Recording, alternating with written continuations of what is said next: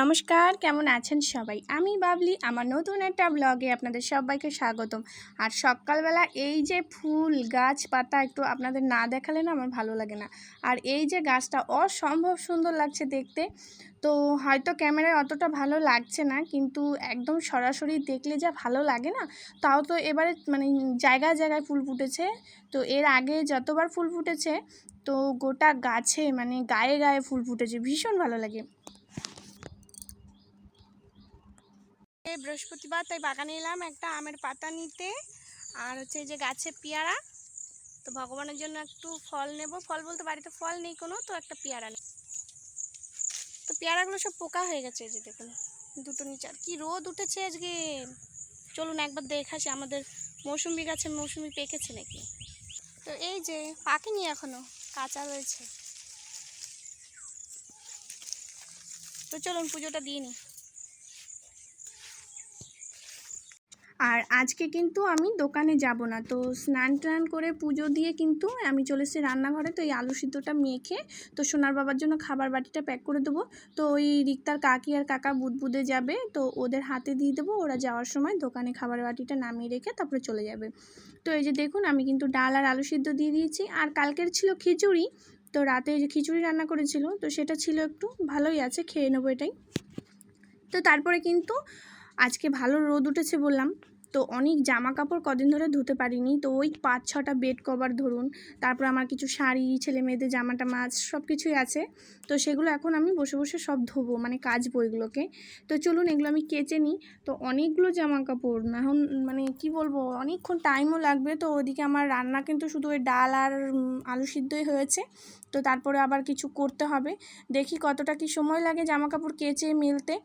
তো আবার বলা যায় না কখন হট করে মেঘ করে বসে। তো মেঘ করে বসলে আবার সমস্যা, এত জামা কাপড় কিন্তু একা একা কিন্তু টানাটানি করা যাবে না। ওদিকে আবার তোষকটা রোদে দিয়েছি। তো মেয়ে আবার দুদিন আগে হিসু করেছিল, তো একটু দিয়েছিলাম বাইরে, সেদিন অতটা ভালো রোদ উঠেছিল না বলে মানে একটু কেমন কেমন মানে হয়েছিল। তো এই যে দেখুন আমার দড়িটা কতটা নেমে গেছে। তো বন্ধুরা দেখুন আমাদের রিক্তামণি এখন শাক তুলে দিচ্ছে আমাকে, আমি একটু শাকটা বাটবো। কী শাক বাবাটা বলতো? খারকোল পাতা। আরে যে লতামণি, লতামণি, এই যে দুই মামা শাক তুলছে। ওরে বাবারে, এ তোমার ঘাস তুলে দিচ্ছে। তোমাকে কি ঘাসটা তুলতে বলেছি আমি? ওই দেখো দিদিভাই শাক তুলছে, ওই দেখো ওই শাকগুলো, ওই দেখো ওই শাকগুলো। তুমি ধরো না, এগুলো চুলকাবে। কি শাক তুলেছো? এই যে দেখুন, আপনারা কি চেনেন এই শাকগুলো? আমাকে এখন দিয়েছে। আর ওই যে আমার সোনামা খারকোল পাতা তুলেছে, তো এখন আমি ওটা রান্না করব, মানে বাটবো। হ্যাঁ, কি তুলি রান্না। তো আমার লতা মা যা পাচ্ছে তাই তুলছে। বাহ, খুব সুন্দর হয়েছে, খুব সুন্দর। কিটুলি পাতা খাবে? ঠিক আছে, তোলো, আমরা এখন রান্না করতে যাব। ঠিক আছে ঠিক আছে, ও খিটুলি খাবে, খিটুলি। তো চলো আমরা রান্না করবো এখন। বললাম কি ধুতে হবে না, আমি ধুয়ে নিচ্ছি। হাত যদি চুলকেছে না দেখবি। কথা বলে তোরা কথা শুনিস না। লতা চলো, আসো, স্নান করে নিয়ে আসি তোমাকে। চলো, ও দিদি বসে বসে করুক, ও দিদির হাত চুলকাক। চলো সো, চলো সো। তো এদিকে কিন্তু আমি ডিম ভাজছি, ওদিকে সোনা মায়ের কিন্তু স্নান হয়ে গেছে। তো আর বড়ো সোনা মা এখনও শাক ধুচ্ছে বসে বসে। তো ধুতে থাকুক, কতক্ষণ লাগে ওর ধুতে দেখি। আর ওদিকে সোনার বাবাও চলে এসছে, তাড়াতাড়ি করে শাকটা ওনাকে বেটে দেব। আর এই যে দেখুন ডিম ভাঙতে এসে দেখুন দুটো ডিম আমার পচা বেরিয়েছে। তো ভাগ্যিস আমি ভেঙে কড়ার মধ্যে দিয়ে দিইনি। তো প্রথমে একটু ছালটা ছাড়িয়েছি, পরে না বুঝতে পেরেছি যে ডিমটা মানে নষ্ট। তো তারপরে কালকে আবার ডিম এনেছিল, যেখানে এনেছিল সেখান থেকে আবার একটা ডিম ভেজে সোনা মায়ের জন্য এখন ওকে ভাত খাইয়ে দেবো। তো চলুন ওকে ভাতটা খাইয়ে নিই। ওদিকে আবার ও খাওয়ার জন্য ব্যস্ত হয়ে গেছে, তো বলেছে আমাকে ভাত খাবো। আর এখানে কিন্তু শাকটা আমি এখানে ভাজা চাপিয়ে দিয়েছি, এই যে দেখুন।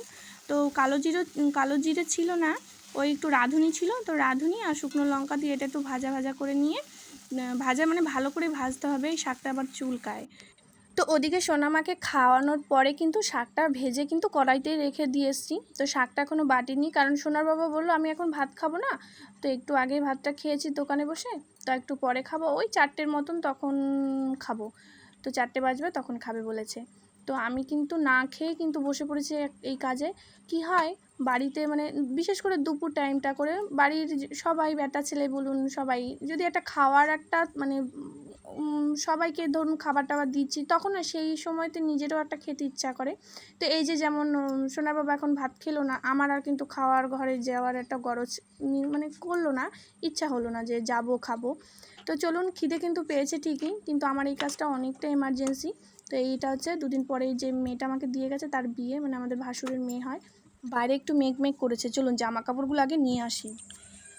কত মেঘ করেছে দেখুন, আর আজকে অনেক জামা কাপড় ধুয়েছিলাম, সেই জামা কাপড়গুলো চলুন তুলে নিই। এখানে সব ভাঁজ করে করে রেখেছি, অবশ্য আরও আছে মাঠে, সেগুলো আনতে যাব।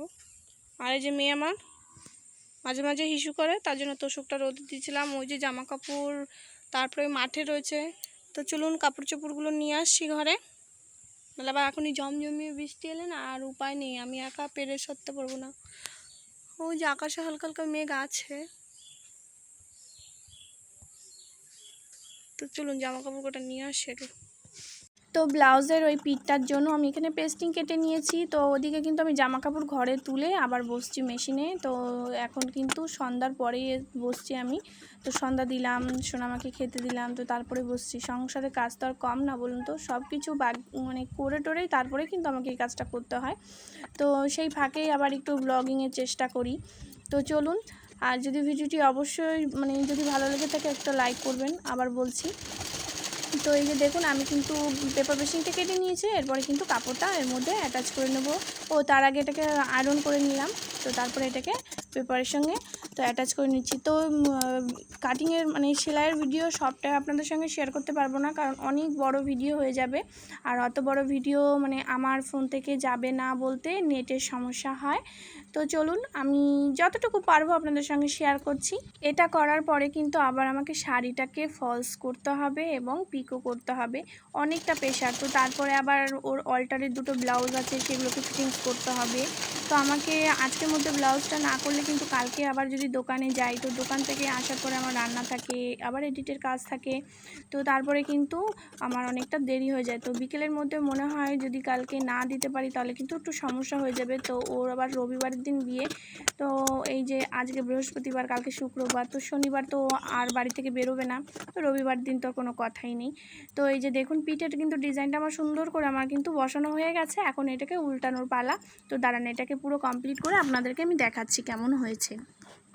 এই যে দেখুন, এটা কিন্তু ভীষণ সুন্দর হয় পেপার পেস্টিং, মানে পেপার পেস্টিং দিয়ে করলে পিঠ বলুন, গলার ডিজাইন বলুন, খুব সুন্দর দেখতে হয়, ভীষণই সুন্দর দেখতে হয়, কিন্তু একটু টাইম লাগে। তো পেপার পেস্টিং দিয়ে গলার ডিজাইন করলে ভীষণ সুন্দর ফিনিশিং আসে, কিন্তু অনেকে করতে চায় না ওই সময়ের কারণে, অনেক সময় লাগে। আর এই যে দেখুন, ব্লাউজ আমার কমপ্লিট হয়ে গেছে, এখন কিন্তু আমি লটকনটা বানিয়ে নিচ্ছি। আর লটকনটা কিন্তু যতটা যা ছিটকাপড় বাকি ছিল সবটাই কিন্তু লটকনের মধ্যে দিয়ে দিচ্ছি।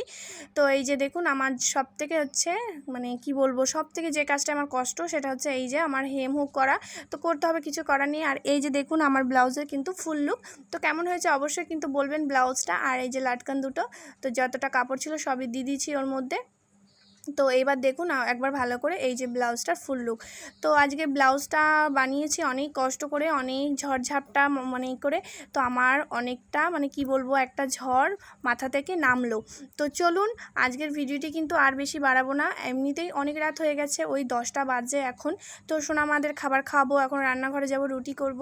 তো চলুন, আজকের মতন টাটা সবাইকে, শুভরাত্রি, দেখা হচ্ছে নেক্সট ব্লগে।